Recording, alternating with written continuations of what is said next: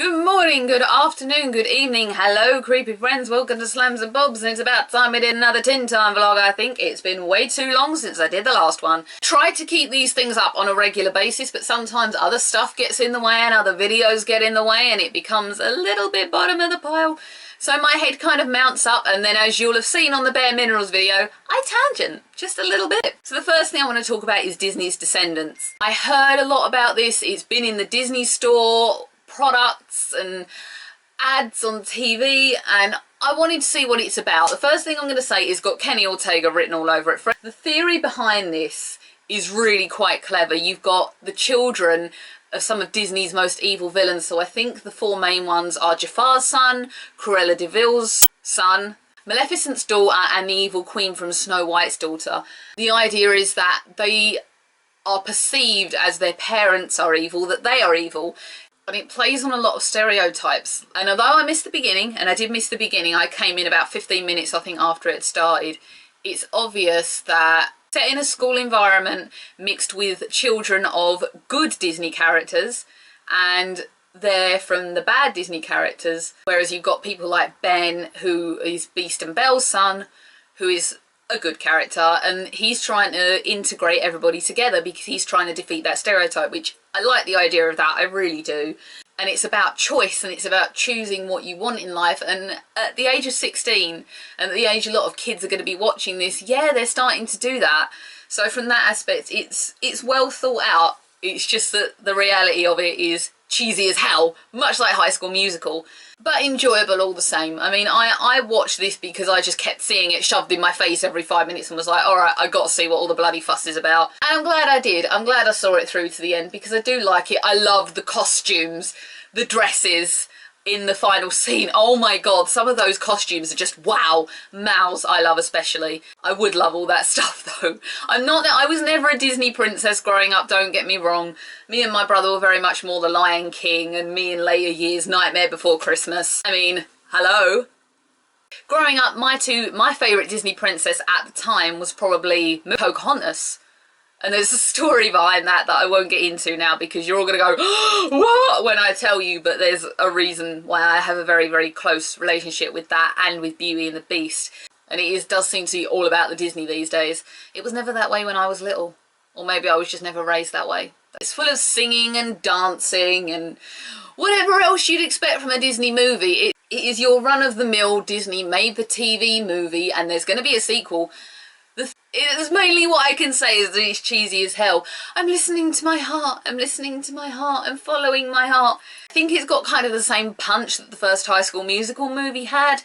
Kristen Chenoweth is in this as Maleficent, and she just owns it, I think, because she was on Broadway as Glinda in Wicked.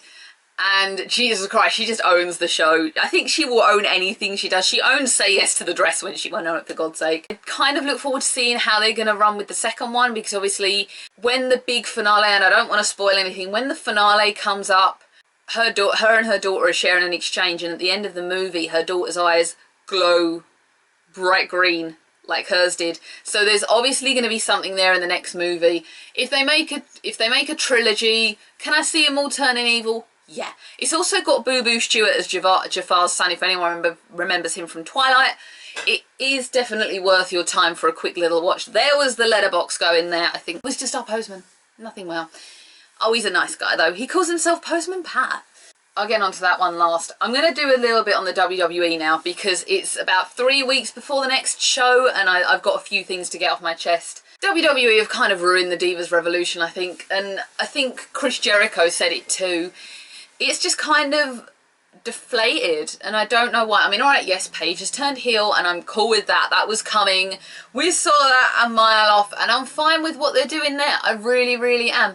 It's totally cool. They do share a common enemy, and I'm happy that they're finally getting Natalya into the mix. But what they should have done is just strip the belt off the Bella Twins and kicked them the hell out of the company, at least temporarily.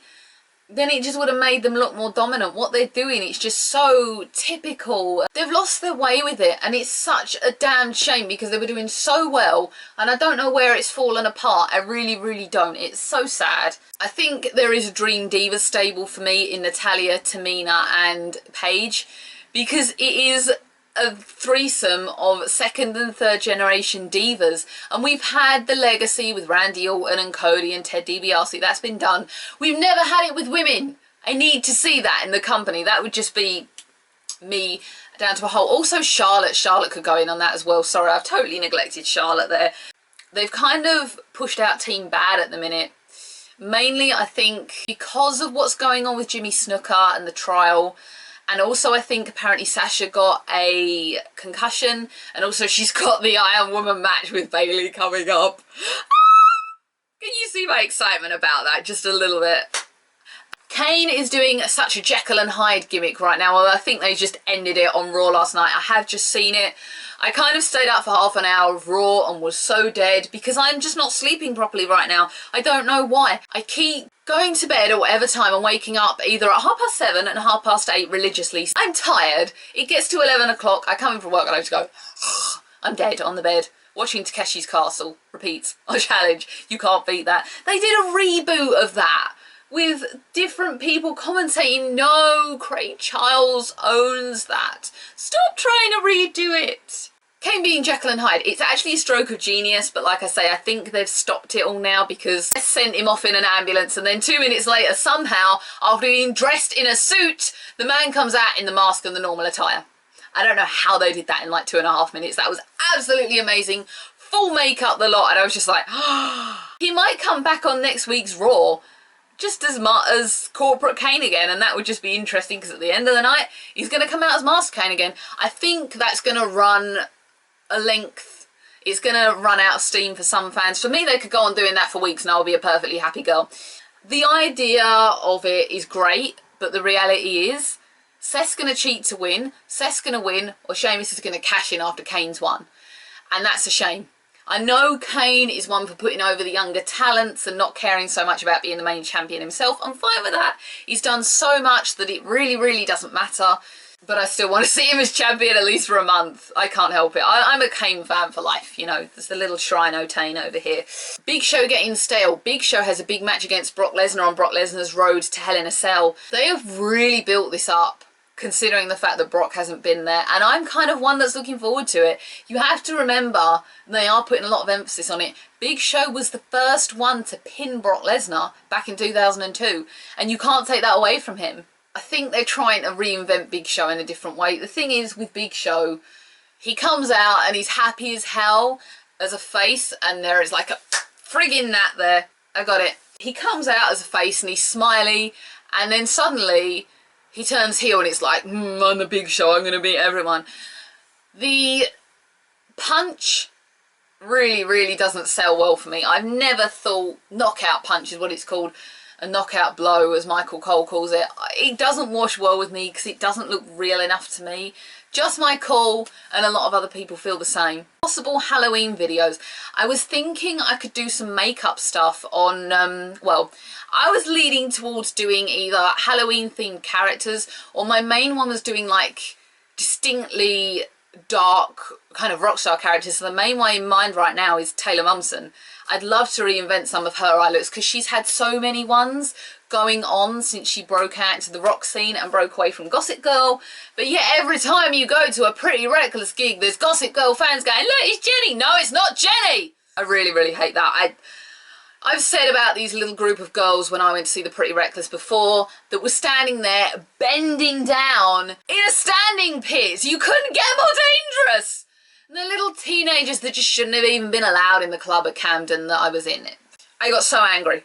I elbowed the hell out of them when we started jumping around. It was all good. But Taylor has so many iconic eyeshadow looks that I just really want to reinvent some on myself. And I think that would be fun because I have never worn dark shades like that, but she's also had ones where the eyes, more so that she's worn recently, where the eyes are distinctly kind of less, but she's got dark lines going on up here and down here that changes from the normal distinctly black eyeshadow looks. So that could be something we do. I also keep looking at Jack Skellington and thinking maybe I could make an everyday kind of makeup look for him, and I've kind of got some ideas going on. So that's another one that we could play with. Sally is another one. I did actually do Sally last year as part of Halloween, but I've kind of got an idea. You weren't watching that then because I wasn't on YouTube then. I did a whole Sally dress up last year, and let's see if I can just put a little photo in here and show you.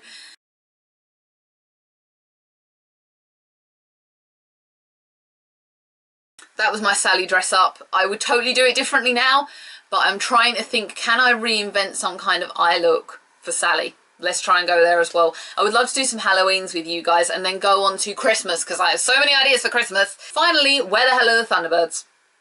I don't know where my Thunderbirds are. I'm missing my new Thunderbirds episode, the CGI. I keep saying this. I said this when I did Terror in New York City. Where is it? I don't know where it is. I'm checking Wikipedia like every day, checking to see if they've uploaded it. Hell no, it's not there. And I'm really upset. I want to know where it is. Bring me back my CGI Thunderbirds. And I've just remembered they're doing Turtles in Space in Series 4.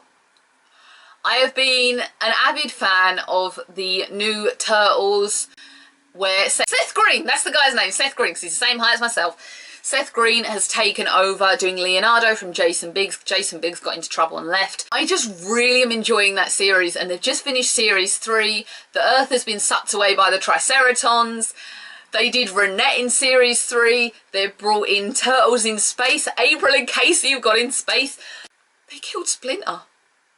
Oh my god, I've just remembered that. They killed Splinter.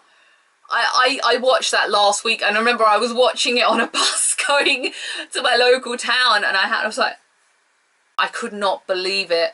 They've killed Splinter. Obviously Splinter's going to come back to life. I think the Utrom are going to do something, because you have the Utrom, the good Utrom that came into it. Bishop came into it. Ha! Bishop came into it. Yes, he did. And I think hopefully because Shredder like stabs Splinter when they've being united against the Triceratons, him and April went to seek them out, and he stabs him in the back, quite literally. I know in the comics Splinter has died in the past, but I don't think you can have a cartoon CGI series without Splinter. Just my call. I'm going to see Michael McIntyre on Thursday as well. Let's mention that. I thought I booked the ticket for the Friday. I booked it for Thursday. And I work, so I've literally got to finish at 10 the night before and go back in at 10 o'clock in the morning. And then go to the O2 Arena. Yay! That was TinTime. I think I've said everything I need to say, and I've just thrown a whole load of random tangent things at you lot. Nothing ever makes sense on this channel. That's the fun of it. Please subscribe if you like. If you want to follow me on Instagram or Twitter, please do. And I'm trying to go quickly because I've got a cough building. And I will see everyone again for another TinTime, another Thunderbirds, another just about anything I want to talk about. I will see you all again. Bye.